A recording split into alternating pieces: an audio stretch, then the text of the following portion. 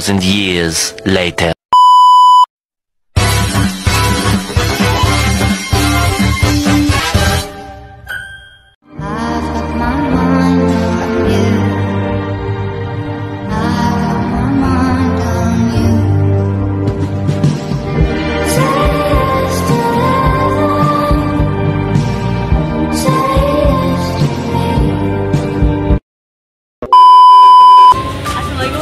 Wabarakatuh. Halo teman-teman, perkenalkan nama saya Siti Seralbar dari kelas 1C Manajemen. Saya dari Fakultas Ekonomi dan Bisnis. Di sini saya akan melakukan tugas video tentang bagaimana menyajikan laporan perubahan likuiditas atau laporan perubahan modal. Oke teman-teman, selanjutnya mari kita bahas apa sih itu penyajian laporan perubahan likuiditas.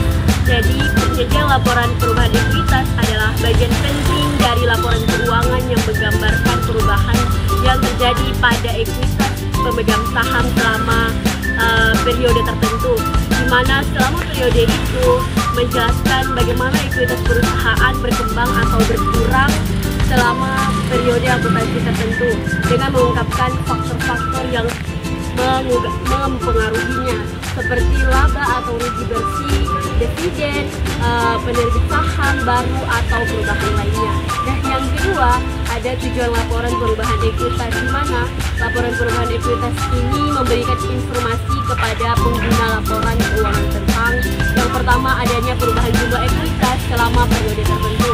Yang kedua, ada sumber-sumber perubahan dalam ekuitas seperti laba bersih, transaksi yang dengan pemegang saham, misalnya penerbit saham atau pembayaran dividen dan perubahan lainnya yang lebih relevan. Dan yang ketiga, ada keterkaitan antara laba atau rugi yang dihasilkan dan distribusikan oleh dividen.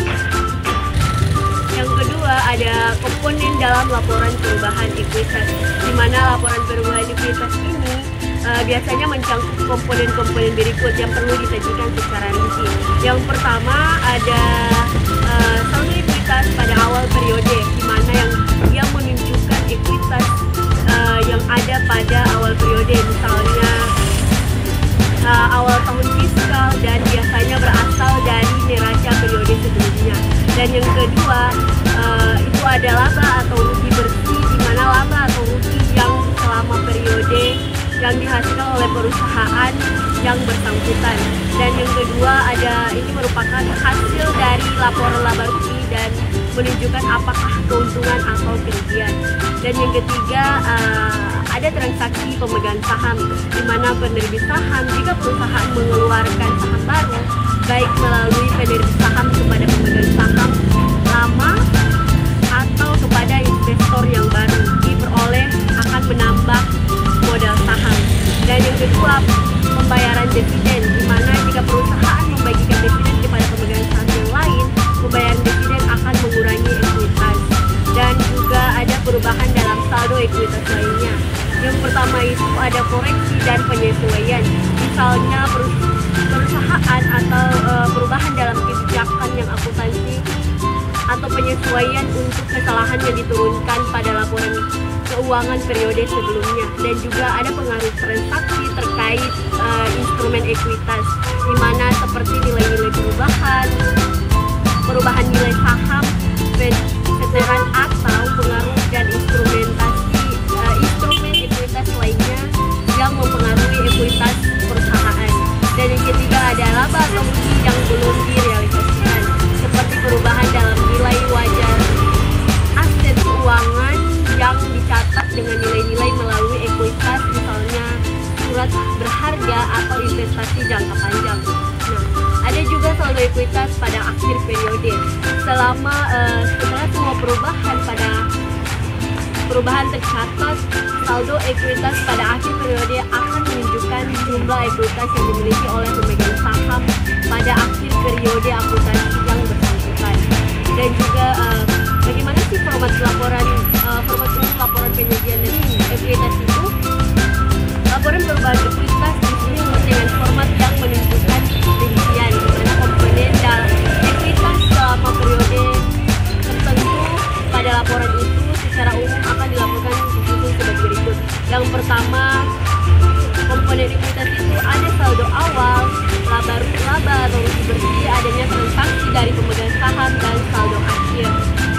yang terakhir, ungkapan yang perlu dilakukan pada penyajian laporan ekuitas itu adalah selain informasi yang disebutkan di atas, laporan perubahan ekuitas juga memungkinkan memerlukan pengungkapan tambahan, misalnya tergantung pada standar ekuitas akuntansi yang digunakan, misalnya SAK atau IFRS.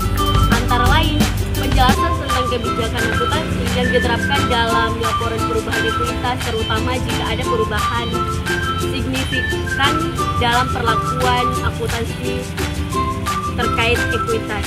Dan yang kedua, ada informasi tentang transaksi pemegang saham yang dapat meliputi penerbitan saham, pembelian kembali saham, atau perubahan saham terkait hak